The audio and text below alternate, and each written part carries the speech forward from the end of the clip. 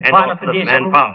సంపన్న దేశము కాకపోయినప్పటికీ Bharat may not be affluent. ఎట్టి ఆర్థిక శక్తులు లేకపోయినప్పటికీ without any economic progress.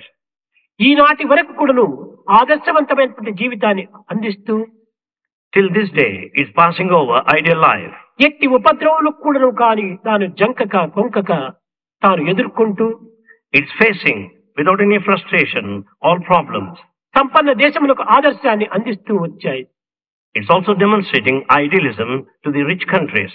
దీనికి కారణం ఏమని అనేక విధములుగా విదేశీయులు విచారణ సరుపుతూ వచ్చారు. Foreigners started inquiring the reasons behind this. కానీ వారికి ఏమాత్రము సరి అయినటువంటి ఒక జవాబు చిక్కలేదు. But they could not get correct answer. భారతీయులు ధర్మ జీవితం గడపటమే దీనికి మూల కారణమైనటువంటి సత్యాన్ని వారు గుర్తించుకోలేకపోయారు. They could not understand that Bharatiyas lead the life of righteousness, which is the cause.